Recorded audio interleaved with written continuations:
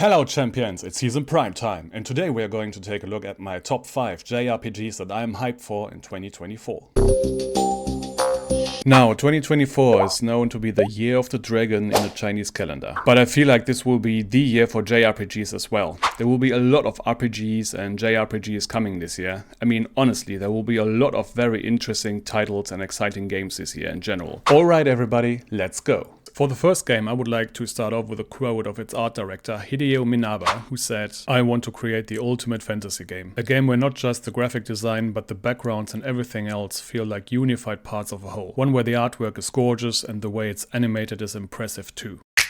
And this basically tells you what you are in for with this game. It's absolutely mental how beautiful this looks. Everything from the characters, the backgrounds, the enemies, the special effects. This game is easily one of the most beautiful looking JRPGs I've seen in a very long while, and it will be hard to top the visuals for this. The game has a fast-paced action real-time combat that looks like a flashy special effect firework, and that's a great thing to behold. I feel like even the most basic combat you do ends up with flashy explosions and awesome looking effects. It's glorious. You will be dodging, running around, wielding magic spells, healing, and do a great deal of combos, special attacks, something they call skybound arts, which are like rechargeable ultimates or finishing moves that will turn everything into a visual spectacle in order to deal great damage to your foes. Now let's quickly go over the different game modes of Granblue Fantasy. There's the story mode, which lets you play the game's campaign in its entirety, so you get a sense of the setting and the characters, the plot and everything that's important to the game world, nothing out of the ordinary. Then there's the quest mode. Let's be honest, the whole game already feels like it has a lot of MMO DNA woven into it, like character levels, enhancing characters, killing big bosses, potentially with other players, etc. Which is a good thing. A lot of people, like me, like to play MMO kind of games even if they are not actually true MMOs. So the entire idea of having an NPC party, an epic story, but also a lot of long-term motivation is appealing and makes for a strong potential long-term commitment. Quest mode adds a cherry on top and provides something akin to the Monster Hunter games. There will be quests that send you out to kill certain enemy types, and you will be rewarded with character enhancing things and items. My point is, the game will provide a lot of content and long-term commitment for those who seek to enhance their characters and play a game that is more comparable to an MMO than your average JRPGs, which is definitely one of its strong points, and I'm already looking forward to February 1st, which is when the game will be released and it will come out on PS4, PS5 and PC.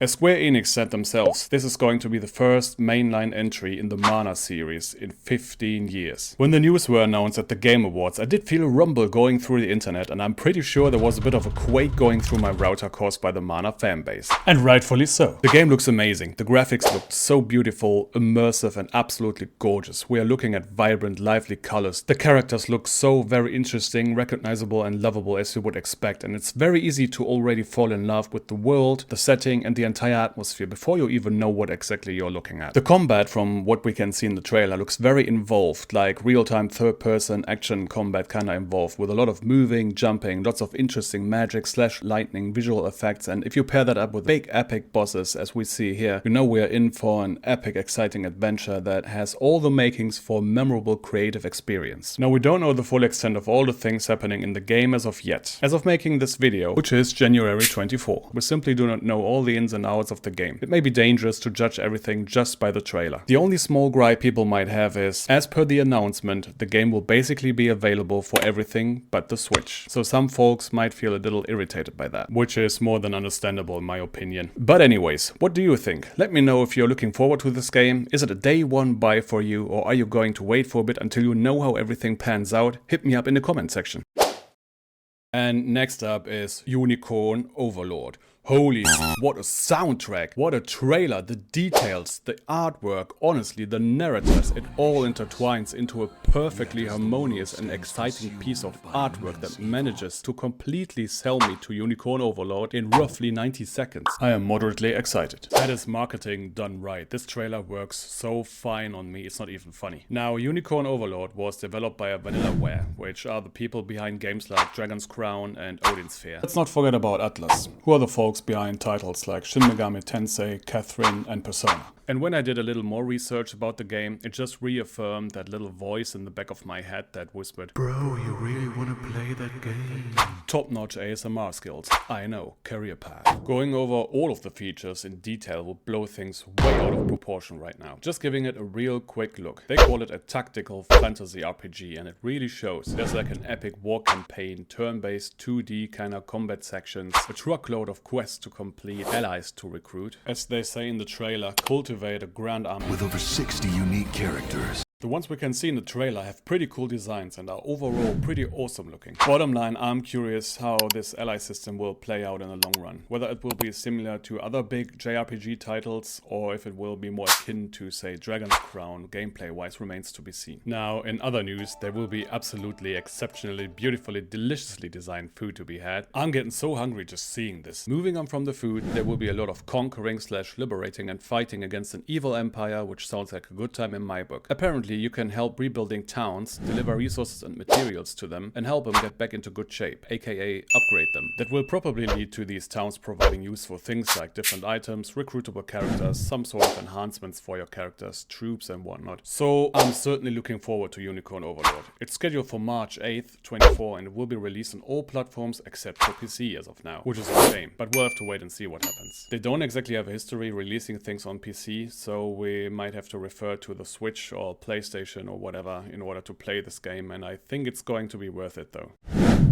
Oh dear, Eiyuden Chronicle. 100 Heroes. I couldn't possibly do this game justice right now, but this is definitely one of the big dogs of 2024 and certainly worth of at least being kept on any JRPG's aficionado's radar. I mean, what am I saying? Don't sleep on this game, honestly. Now, Eiyuden Chronicle, also known as the spiritual successor to Suikoden, is finally being released this year after being delayed last year, but now it's finally coming April 23rd and we're really hyped for this, aren't we? Now, unironically, the game has been directed by Yoshitaka Murayama, who's the director of the very same Suikoden JRPG series developed by Konami starting back in the mid-90s. Eiyuden Chronicle 100 Heroes is a game that will start off with the story of the two protagonists, Noah, a boy from a village, and Sane, who works for the Imperials, but there will be an absolute huge amount of story stuff. After the aforementioned protagonists meeting each other, the story will eventually unfold into a big, epic, save the world kind of story. And there will be politics, nations laying in conflict with one another as they are looking for artifacts that will increase their power, and they seem to have access to something called rune lens magic, which will be an important feature connected to the setting and the key element revolving around the world story somehow. So the title says 100 heroes, but there will actually be more, as the Steam page already mentions 100 and plus recruitable heroes, and the fandom wiki mentions there will even be 110 recruitable characters. So we are in for a lot of content and a lot of stories, as these characters will have their own interesting stories, motivations and purposes. And with this many people to add to our roster, there's bound to be something for everybody. Just looking through the trailer, you can tell already they went all out when it comes to creativity. Some of the characters they come up with look so quirky and funny. It'll be so much fun going looking for all of those, reading about the backgrounds and, you know, just enjoy their whole unique take on a fantasy JRPG. Moving on, there will be a well-known and much appreciated turn-based combat system and something that I would like to call tag teams, where characters may work together to unleash a whole world of pain upon their enemies, which is certainly something that enhances the feel of combat by a big margin. So what can I say? I think we're in for a good time. But let's not forget about the war mode. Very briefly, war mode in Eiyuden Chronicle is kind of similar to Suikoden, when the political conflicts of the different nations culminate into an inevitable battle. That, as we can see here, will have to be strategically planned by the player before it actually plays out in an action-packed actual combat situation. You will have to plan your moves, organize which hero leads troops into certain positions on the battlefield, strategize and structure your moves, and basically be the general of your war efforts, which is something that I feel like people might get very invested and lost in. But what do you think? Will this mode be interesting and challenging, or will we just breeze through it quick and easy? Let me know in the comments. Next up, there will also be an entire town for the heroes you collect during your journey in the game, and each hero you recruit will provide certain new details to the town. Among other things, there will be a restaurant, a racing track, a Beyblade kind of arena, a card game table, and all of these things will be usable by us in order to relax while playing these minigames and do different things in town. And the more folks you recruit, the more stuff we can do and see while our hometown keeps growing and thriving. The game will be available April 23rd for PlayStation 4 and 5, Switch, Xbox One, Xbox Series X and PC. No exceptions this time apparently. Happy days for all of us. So mark your calendars.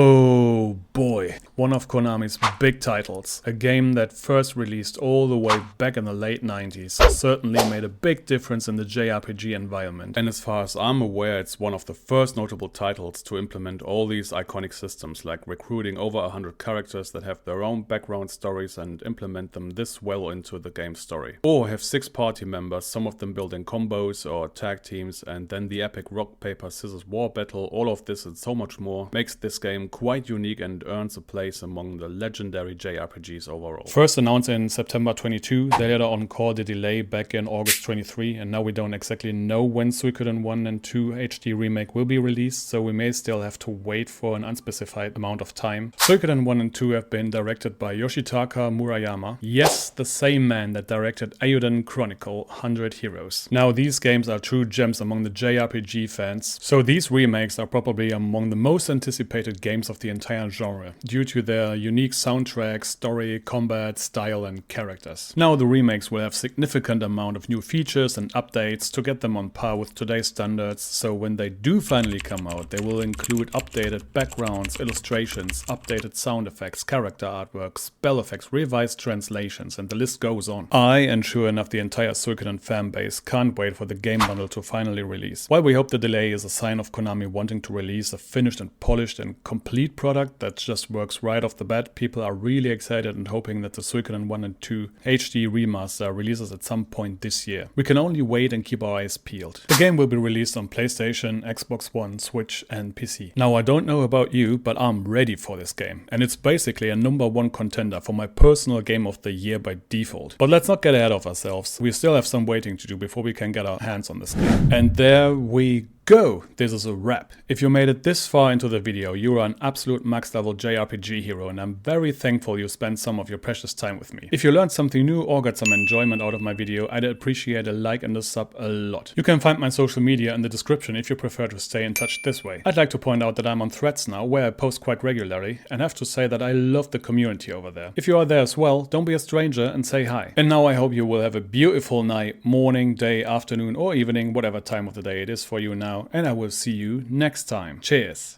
I would like to do a little shout out to Cognitive Clips, who was kind enough to help me out with some of my video art for today's video. Thanks a ton, buddy. You can find him here on YouTube as well as on Threads, Twitch and Instagram. Go and give him a visit. He made a fantastic video on what makes a Metroidvania. Very big fan. Have a great day everyone. Until next time.